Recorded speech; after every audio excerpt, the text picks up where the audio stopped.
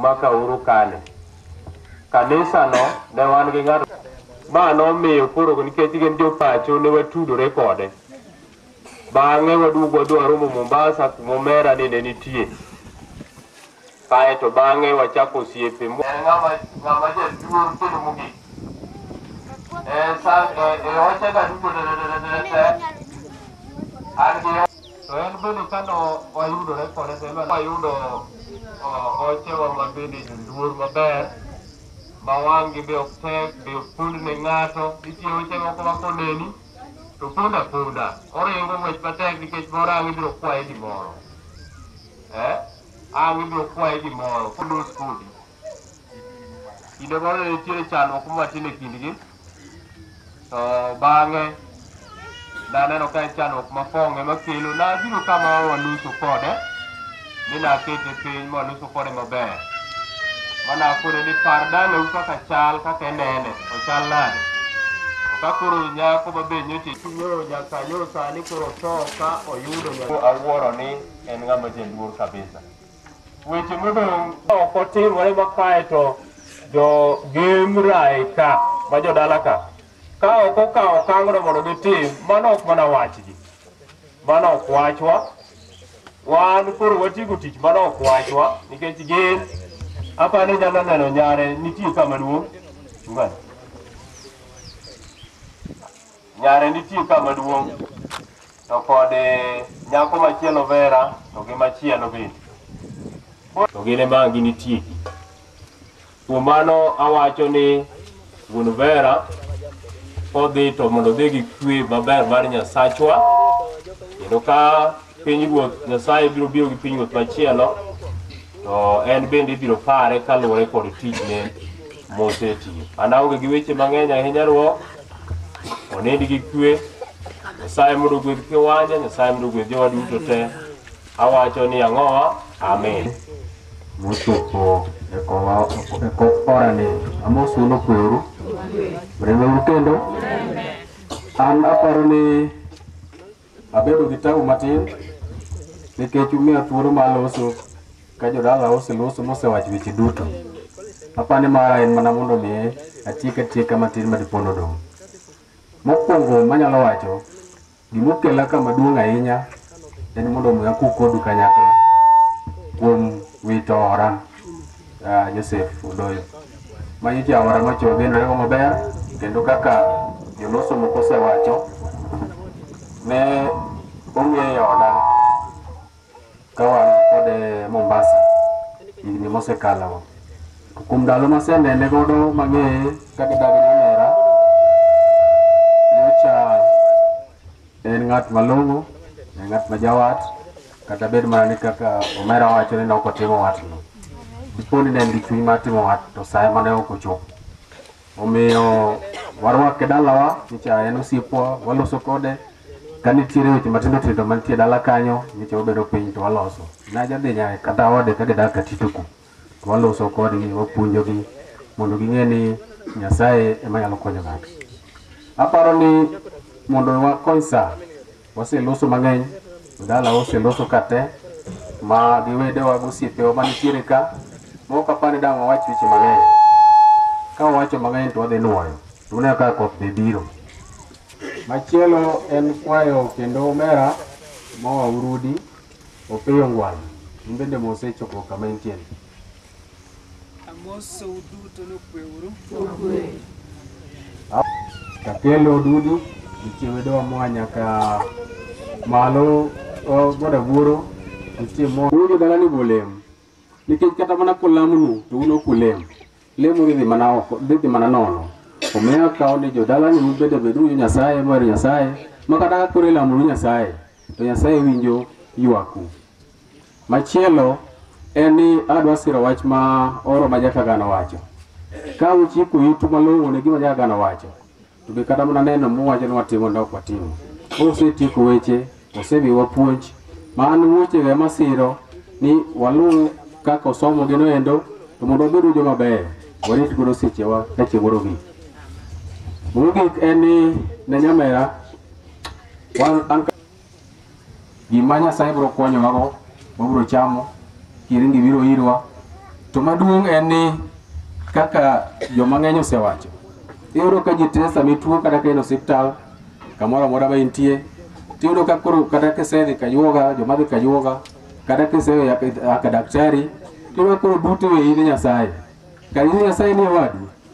Agombo gik moko toyo awaya to ka koro gik kamose gigani, tikode koro ewu Nyasache. Kar Nyasache wende mamak matek mondo mi okonywa e seche duto ma wan gi chandruok. Kata wan gi ber waheru Nyasaye. Aparo ni an kabe wacho mang'eny, ka dipo ni nitie weche modong', abiro mana weyo ne wuonega, nitie kama omera wacho no endo, apani mano to gibige lemo, to ok wachun. To kuna ni okwane wedeu, to watu wabiro chunu nubede wedewa. Ibiro malimu, ibiro makonyore uru kodu, kamoro madwara mondo wakonyre uru. Ichi duto en neno maru, nikech kane ora ni, ne ok nyal timo gik kana biro limowa. Dang' wachun ng'a mondo bisane. En wagidaki gini gote. Mwolo ma Nyasaye ni mondo owuoyo kuom jomodong' mawede. Mondo bolemo wat en gima sim. Koro imakgi mabeyo ikawa. Kadipo nitie marach, to bende iweye. Dang'e ni gik magiwacho. Nyithindo nyaka tim nade? Nyaka som wede. Bende kaka wede, joluka munyalo jono. Aparo ni ka ok aketho sa, adwoko erokamano ne jodolo kuom miya thuolo. Kaeto aluongo wuonwa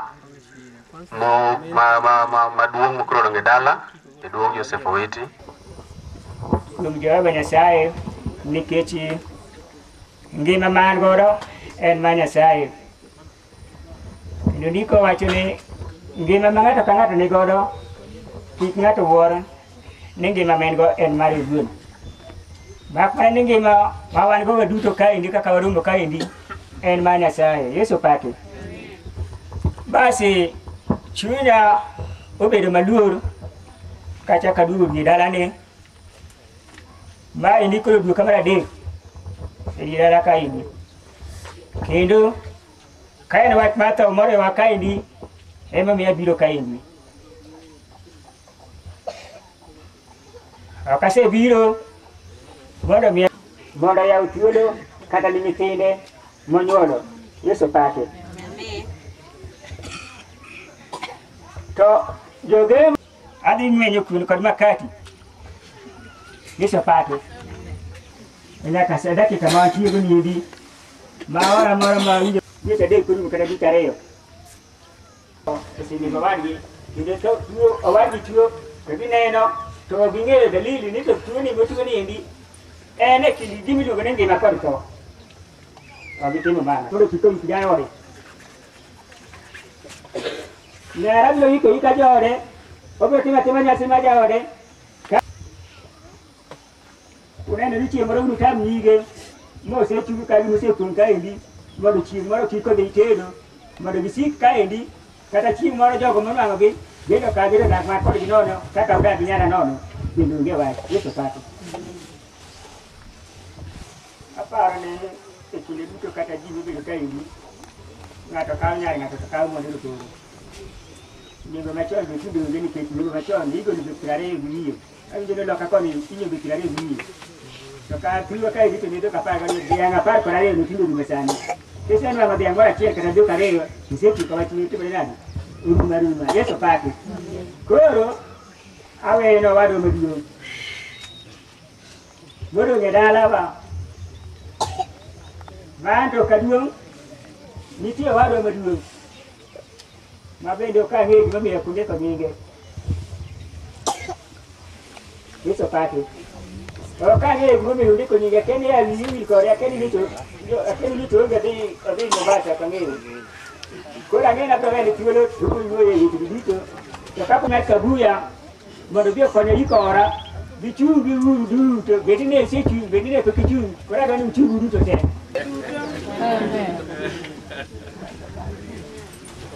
Ayo kamano. Ok ne ko wae rudo game. Rudo kata lielo timore koro to kubi. Chieng' ni ema biro mana kende pile ka pile. To kaka ne rudo rubi mondo guro je dala na. Ne gure gwene mondo cham. Jiso ni wonge kodera. Ya kaka bibiro kendo. Yung manyalo wacho ni nyara. Agoyo kamano ne nyara esi nyar kabuya woyo kiki jili chunyi magi timore pile no tindu gi ni Nyasaye ng'ado yik ji mama ok buogi magi timore anto gima deda wora ahinya jogem kura kiani ne unu kiani tinde nyaka kae ndiko runji manade wase yiko kae ndima manade yuko waere undi wede ngo matek mang'eny kinde ikabui to bianga par mani nitiere chani tinde kelo moda par muna par ma bianga par kelo koro bianga chelo tamo jogem jako do gimren kanyara ni endi nigi jo kendo gin gi nyut magin gang'wen kata bed manadek wane okwadwa ni biang achiel kage momiyo watu jo konyowa en mana rito chik makae to koro luor betie kich wede wang'eny gi gimka gin bende wede ging'eny ei kabon koro wan mano to koro bed kuomu wegi ka unyalo paro ni to ji dobed nang'o gi chike mag luor kik wapuonj chike moto awinjo ka ochege puoyo ahinya to dawuoro ahinya ochegego kanyalo puoyo mana makati momiye nochamo to pok onyuom nyamiri mano to koro na to de dijabi kae dinyoro dinyakone nyathini kik jago gitim ma gemosetimo kich liel mar adek kapok onyuomi simano to koro gik nang'o nyithindo gi wuondou jogem kik iket chuny machiegni winka ika chuore to chuore mantie nitie uparo ni onge nyichegi wanyalo tero nitie jodhok madwaro kata madwaro nyithindo kik ubed gi ng'eyo ni nitiere ni useingore ok rach ka en chiwo biro bedo chiwo to kung'eno nyalo bedo chiwo amoso oche kod jonyakach duto ni okweuru bas an amor kuom Nyasaye molosonwa chieng' ma kawuononi momiyo achopo e gweng' Nyakach ka. To kapok awacho wach moro, mokwongo akawo kuyo makende matimo ne yuora mosewito wuon pargi, mosahinyo yuora, mos mathoth,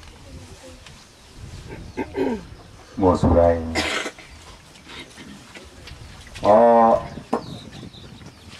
Akwayo niya ni Nyasaye mondo rito yudo wede ma mabor mabiro neno kama sangani nitiere ung'e ni nok ka onge gimlo nang'o hera marade uru wach achiel madwa wacho kodu kokadwa wuoyo kuom Odoyo masangena sangana ni endi gimomiyo abiro kowe nitie en ng'amlo ni jahera. To wach achiel madwa wuoye kod ochega kod osiepe duto kod minega koyudo kuom ng'uono Ezekiel 21 kende mana kuom ng'uono mathoth. Adwa kuom wach Nyasaye. Nyasaye ne makoro wadwa kete yuora kodu kod Ezekiel 21 manyiso ni sani endi those bire piny. Ndiko wacho nang'o? Wach Jehova nobiro na mowachona niya, wach Jehova nobiro mowacho ni Ezekiel makabusi niya, wuod dhano chik wang'i Jerusalem, koro wuod dhano chik wang'i Jerusalem, ior wach ni kuom sanctuary kendo ikor masira kuom piny Israel. Koro mondo ne wach mabiro mondo wach ni ji ni wach mabiro piny Israel. Sani magi oganda ma jo-Israel ma koro wach marach nodonjo ne dhano miluongo ni en tho. Wach ne piny Israel niya, Jehova wacho kama. Neuru an kodu kendo anawuodh liganglana e olande kendo anagol kuomu joma kare. Okweuru Nyasaye to olalo koro odwa nego joma kare gi joma richo. Ma e tho ma koro donjo sani. Owuodho ligangla miluongo ni tho. Koro sani oore i dhano. Koro thoni doga ni Nyasaye. Katieko mano, doyo en sangena to ng'ama ber. Asebiro dala kama neno gi ka dala mar Karachuonyo kucho. Kendo ng'ama jahera mathoth. Kendo wuoyi ma ok dog chien. Ohero wede ma an bende kana kao nyamin nyako ni mana dhi e iko. Ane orgi maduong'. Nyamin nyako ni nakao madhi e iko kucho nobiro. Okweuru. Gima duong' ni wang'eyo wach Nyasaye. Nyasaye ne ema ng'eyo wachne. Yuora ka wach Nyasaye. Nyasaye ne makoro bedi churi mondo liete dong' mathoth. Koro Nyasaye ne obedi riti gi nyithindo mowei godo. Onge yuri obiro wacho ni koro biro riti to mana kikawo wach Nyasaye makende. Machunyi ni keto kuom Nyasaye ema biro riti e dalani. Mane gima duong' ahinya. Sani odoyo kata koro wacho nyicho ber, sani koro osedhi en osetieko wuodhe. Atieko kawacho niya, agone ochega makabodho iro kamano. Ane makao nyako maduong' ma nyamin nyako moluwa. Magi jogi ga masedak godo higni mang'eny. Gi kapod gitindo nyaka koro okendegi. Ane manadak kodgi. Koro atimo mos mathoth ahinya. Agoyo erokamano jokama. Koro udong' gi kwe, ugwako sangena kod kwe. Osetieko mare koro udong' kod Nyasaye erokamano. Aluongo ng'ato kae. Makmana e microphone ka to network odich. Kichung. Toma Bosiri.